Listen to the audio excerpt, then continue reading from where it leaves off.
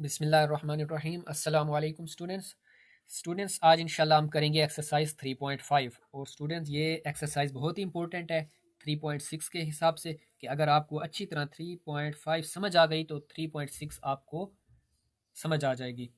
और 3.6 में ऐसे क्वेश्चन हैं जो पुरानी, ये जो आपका मैट्रिसेस वाला चैप्टर है ये असल में पुरानी जो नाइन्थ है ना हमारे पास सिलेबस था, उसका चैप्टर नंबर 1 हुआ करता था।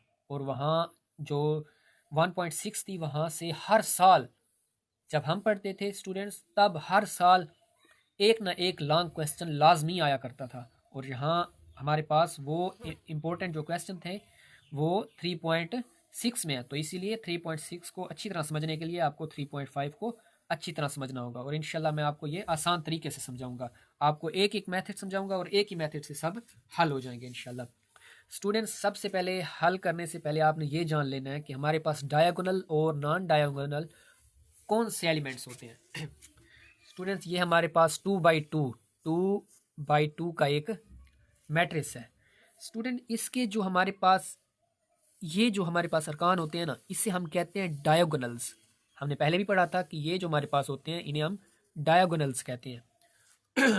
और उर्दू मीडियम वाले इसे हम उर्दू में कहते हैं वतरी अरकान। ये जो हमारे पास इस तरह होते हैं, ठीक है, इसे हम क्या कहते हैं, डायगोनल्स या वतरी अरकान। और स्टूडेंट जो इस तरह इधर पड़े हैं हमारे पास, ये इस साइड वाला क्रॉस जो हमारे पास बनता है, ये वाले बी और सी, इन्हें हम नॉन डायगोनल्स कहते हैं। क्या कहते हैं? Non diagonals. और उर्दू वाले क्या कहेंगे? गैर वतरी अरकान। स्टूडेंट्स हाँ, यहाँ हमने सबसे पहले जो चीज़ मालूम करनी है 3.5 में, वो हमने डिटर्मिनेंट मालूम करना है। क्या मालूम करना है? डिटर्मिनेंट, जिसे हम मक्ता कहते हैं। और वो किस तरह हल निकालते हैं स्टूडेंट्स, कि आप डायगोनल्स को यानी वतरी अरकान को पहले ज़रब देंगे, वतरी अरकान को पहले ज़रब देंगे, वो लिख लेंगे।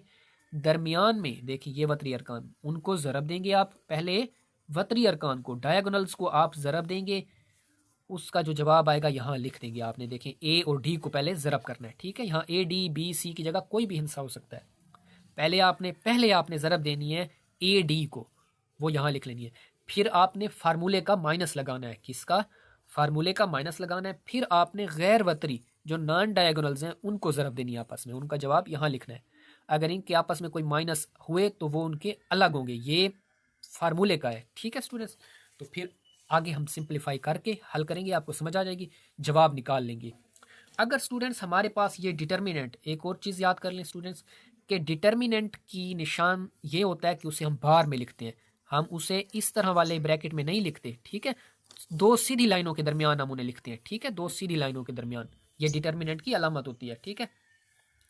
जब हम जवाब निकालेंगे, अगर वो डिटर्मिनेंट का जवाब हमारे पास इज इक्वल टू ज़ीरो, अगर जवाब आ जाता है ज़ीरो, क्या आ जाता है? अगर जवाब आ जाता है ज़ीरो, तो हम उस मैट्रिक्स को जिसका हमने डिटर्मिनेंट निकाला है वो सिंगुलर मैट्रिक्स कहलाता है, ठीक है। उर्दू मीडियम वाले कहेंगे नादिर कालब। क्या कहेंगे? नादिर कालब, अगर जवाब ज़ीरो निकलता है। और अगर ज़ीरो के अलावा कोई और जवाब निकलता है, मतलब determinant does not equal to zero होता है, तो उसे हम मैट्रिक्स को नॉन सिंगुलर मैट्रिक्स कहेंगे। क्या कहेंगे? Non singular matrix. और उर्दू मीडियम वाले गैर नादिर कालब कहेंगे उसे, ठीक है स्टूडेंट्स। तो स्टूडेंट्स अब हम अपना सवाल हल करते हैं, क्वेश्चन नंबर 1 से स्टार्ट करते हैं। क्वेश्चन नंबर 1 में हमारे पास पहला क्वेश्चन है कि फाइंड डिटर्मिनेंट्स। स्टूडेंट्स अभी मैंने आपको बताया कि डिटर्मिनेंट्स किस तरह मालूम करते हैं। वतरी अरकान को ज़रब देनी है पहले, फिर फार्मूले का माइनस लगाना है, फिर गैर वतरी अरकान को, नॉन डायगोनल्स को ज़रब देनी है, ठीक है। तो वतरी अरकान को ज़रब दें 10 और 6 को, ये 10 और 6 आ गए। फार्मूले का माइनस लगाएं, फिर गैर वतरी अरकान को ज़रब दें 5 और 4 को, ठीक है। पहले इन दोनों को दिया है ज़रब हमने, फिर 5 और 4 को दें, ये आ गए। अब देखिए 10 ये आपस में ज़रब होकर 60 हो जाएंगे, फार्मूले का माइनस 5 चुके 20। अब देखिए दोनों अलामतें हैं हमारे पास मुख्तलिफ, तफरीक होंगे, 60 में से 20 गई, ये क्या आ जाएगा? 40, ठीक है। तो यही हमारा जवाब है। अब स्टूडेंट्स देखिए ये हमारे पास क्वेश्चन है, पहले दें वतरी अरकान को, डायगोनल्स को ज़रब, ये देखिए दोनों ज़रब में है, फिर फार्मूले का माइनस लगाएं, फिर नॉन डायगोनल्स को, गैर वतरी अरकान को ज़रब दें, ये पढ़े हमारे पास। देखें जिनकी अलामतें हैं उनके साथ वो ब्रैकेट में हम लिख रहे हैं, इन दोनों की माइनस थी वो लिख दिए। अब देखिए माइनस माइनस प्लस होंगे, ठीक है, ज़रब में है, ये प्लस आ जाएगा, ये माइनस माइनस जमा आ जाएगा स्टूडेंट, ठीक है। तो अब देखें 5 सत्ते 35, 8 दिया 24, इन दोनों को जमा कर दें, 59 जवाब आता है हमारे पास। यहाँ देखें स्टूडेंट्स, डायगोनल्स को, वतरी अरकान को ज़रब दें, ये आ गए, फार्मूले का माइनस, फिर इन दोनों को ज़रब दें गैर बतरी अरकान को, 8 और 0, 3 दूनी 6 माइनस फार्मूले का 8 0 0, 6 आ जाएगा जवाब मेरे पास। अब स्टूडेंट्स क्वेश्चन नंबर 2 में हमें कहते हैं find whether the matrices are singular और नॉन सिंगुलर। स्टूडेंट्स वही बात जो मैंने आपको बता दी है, इसी तरह बिल्कुल सेम इसी तरीके से डिटर्मिनेंट निकालेंगे, मक्ता निकालेंगे। अगर जवाब आ गया 0 तो वो सिंगुलर मैट्रिक्स होगा, और अगर हमारे पास वो जवाब 0 नहीं आता तो वो नॉन सिंगुलर मैट्रिक्स होगा। मतलब कि सिंगुलर नादिर होगा, नॉन सिंगुलर गैर नादिर। ठीक है, आप देखें स्टूडेंट उसी तरह बिल्कुल आप देखें ये हमारे पास कॉलम की शक्ल में है, इसीलिए ब्रैकेटें इस तरह हैं। ठीक है, ये ब्रैकेटें इस तरह हैं, लेकिन जब अब हम निकालने लगे हैं ए मैट्रिक्स का मक्ता डिटर्मिनेंट, तो दोनों में इसको भी आप बार में लिखेंगे, सीधी लाइनों में लिखेंगे। ये डिटर्मिनेंट की अलामत होती है, और उसकी वैल्यूज को भी आप सीधी लाइनों में लिखेंगे, दो में बार में। ठीक है, तो ये ए उसी तरह चलता रहेगा। इनका डिटर्मिनेंट ले लें, वतरी अरकान आपस में ज़रब होंगे, 5 और 2 ये आ गए फार्मूले का माइनस, और फिर गैर वतरी अरकान ज़रब होंगे। ठीक है, ठीक है। अब देखें स्टूडेंट, यहाँ 5 और 2 ज़रब होंगे 10 आ जाएगा, माइनस आ जाएगा 3 3 9 आ जाएगा। अलामतें मुख्तलिफ हैं, तफरीक होंगे, 10 में से 1 चला 9 चला गए, 1 आ गया। अब स्टूडेंट एक जो है हमारे पास, ये तो हमारे पास 0 तो नहीं है। अगर 0 होता तो फिर नादिर और सिंगुलर मैट्रिक्स होता, लेकिन ये 1 नहीं है, 0 नहीं है सॉरी, तो ये हमारे पास गैर नादिर और नॉन सिंगुलर मैट्रिक्स हुआ। ठीक है, अब देखें यहाँ पर देखें स्टूडेंट उसी तरह वतरी अरकान को ज़रब दें 7 और 6 को, फिर गैर वतरी अरकान को 21 और 2 को, दरमियान में माइनस 7 6 42 और 21 2 से ज़रब होगा 41।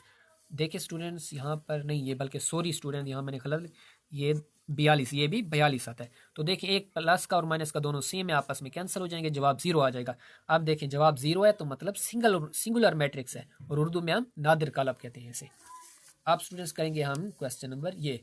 अब देखें स्टूडेंट्स सी कालब है हमारे पास, सी मैट्रिक्स है, उसके दोनों को बार में लिखें। ठीक है, बार में लिख लिया। ये डिटर्मिनेंट निकालने की अलामत होती है कि हम उस कालब का डिटर्मिनेंट निकाल रहे हैं, सीधी लाइन लगाएंगे, ये उसी तरह आ जाएगा। इधर देखें इन दोनों को ज़रब दें, ये आ जाएंगे माइनस फार्मूले का, फिर इन दोनों को ज़रब दें, ये आ जाएगा। ये आपस में ज़रब होंगे 39 और ये 5 7 35। अब देखें दोनों अलामतें मुख्तलिफ हैं, तफरीक होंगे, 39 में से 35 चला गया, 4 बच जाएंगे। तो ये स्टूडेंट्स क्या होंगे हमारे पास, क्योंकि 0 नहीं है, जवाब 0 होता तो नादिर और सिंगुलर होता, लेकिन ये 0 नहीं है तो ये नॉन सिंगुलर और गैर नादिर है। ठीक है, अब देखिए यहाँ ये डी मैट्रिक्स है हमारे पास, डिटर्मिनेंट की सूरत में लिखें, ये उसी तरह आएगा। इन दोनों को ज़रब दें, ये आ गए माइनस फार्मूले का, फिर इन दोनों को ज़रब दें, ये आ गए। 2 0 से ज़रब होगा 0 माइनस 0, जवाब 0 आ गया, इसीलिए सिंगुलर और नादिर होगा स्टूडेंट्स। ठीक है, अब स्टूडेंट्स हम करेंगे क्वेश्चन नंबर 3। स्टूडेंट बिल्कुल ही आसान सवाल है, वो हमें कहते हैं find the value of x.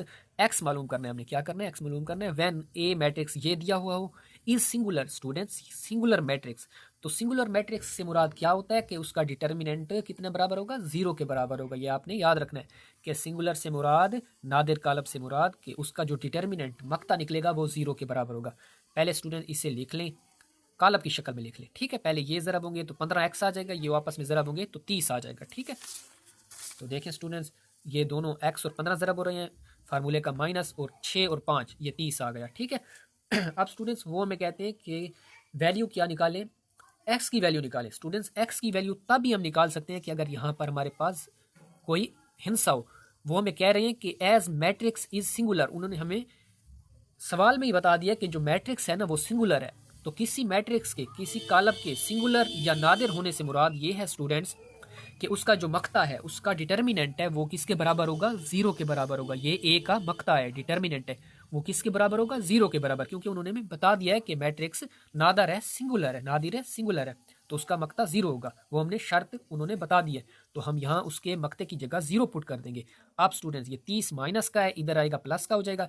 हमें एक्स की वैल्यू मालूम करनी है, तो 15 इधर भी तकसीम कर दें, डिवाइड कर दें, इधर भी 15। पहले हमने इसको इधर इधर लिख लिया स्टूडेंट। ठीक है, 15x को इधर लिख लिया, 30 को इधर। 15 नहीं चाहिए, इधर भी डिवाइड कर दें, इधर भी डिवाइड कर दें, तो ये 15 वाला पहाड़ा 30 पे 2 बार जाएगा, तो एक्स की कीमत हमारे पास स्टूडेंट्स 2 आ जाएगी। तो स्टूडेंट्स अब हम करेंगे एक नया टॉपिक हम पढ़ रहे हैं, उसे हम कहते हैं एडजॉइंट। ठीक है, अब स्टूडेंट्स एडजॉइंट मालूम करने का जो सिंपल तरीका है वो मैं आपको बता देता हूँ कि किसी भी मैट्रिक्स का, किसी भी कालब का एडजॉइंट किस तरह निकालते हैं। स्टूडेंट्स एडजॉइंट को हम ए डी जे, और ये इससे मुराद है एडजॉइंट ऑफ ब्रैकेट में ए, मतलब कि ए का एडजॉइंट। स्टूडेंट्स एडजॉइंट हम किस तरह निकालते हैं किसी भी, ये आपको हमें कालब दिया होगा, मैट्रिक्स दिया होगा, ठीक है, उसका एडजॉइंट किस तरह हम मालूम करते हैं कि ये जो हमारे पास डायगोनल्स होते हैं ना अरकान, यानी कि वतरी अरकान, उनकी हम जगह तब्दील कर देते हैं, ठीक है, आपस में ये चेंज हो जाते हैं। ये ए और डी कौन से हैं? डायगोनल्स हैं, इन्हें हम वतरी अरकान कहते हैं। ये आपस में जगह तब्दील हो जाती है कि ए की जगह ये डी आ जाएगा और डी की जगह ये ए आ जाएगा, मतलब आपस में ये इधर आ जाएगा, ये इधर आ जाएगा, ठीक है, ये आपस में जगह तब्दील कर लेते हैं। जैसे कि हमने एडजॉइंट निकालते वक्त क्या किया है कि ये देखिए, ये डी यहाँ था, यहाँ आ गया है, ये डी चौथे नंबर पर था, पहले पे आ गया है, ये ए पहले नंबर पर था, ये चौथे पे आ गया है, ठीक है। और दूसरी क्या चीज़ है कि ये जो हमारे पास गैर वतरी अरकान होते हैं, जिन्हें हम नॉन डायगोनल्स कहते हैं, उनकी आपने अलामतें चेंज कर देनी है, ठीक है, उनकी जगह तब्दील नहीं करनी, उनकी सिर्फ अलामतें तब्दील करनी है। जैसे कि मैंने ऊपर लिखा है कि वतरी अरकान की जगह तब्दील करनी है और गैर वतरी अरकान की अलामत तब्दील करनी है। तो इन दोनों की देखें, प्लस बी था तो माइनस बी हो गया है, प्लस सी था तो माइनस सी हो गया है। तो स्टूडेंट्स, किसी भी मैट्रिक्स का, किसी भी कॉलम का एडजॉइंट हम किस तरह निकालते हैं कि वतरी अरकान यानी कि डायगोनल्स की हम जगह तब्दील करते हैं आपस में, और गैर वतरी अरकान यानी कि नॉन डायगोनल्स की हम आपस में जगह तब्दील नहीं करते, उनकी अलामतें तब्दील कर देते हैं, ठीक है स्टूडेंट्स।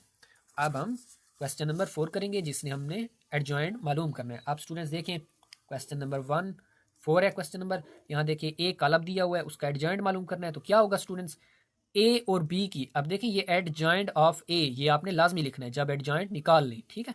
ए और डी आपस में जगह तब्दील कर रहे हैं, देखें ए चौथे नंबर पर आ गया, डी पहले नंबर पर आ गया, ठीक है।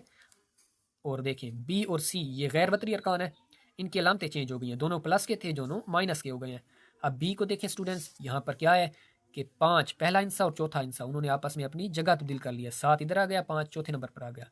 और गैर वतरी अरकान जो है हमारे पास -2 और +3, उन्होंने अपनी अलामतें चेंज कर दी हैं, माइनस का 2 था प्लस का 2 हो गया है, प्लस का 3 था माइनस का 3 हो गया है, ठीक है। ये हमारे पास एडजॉइंट है बी का।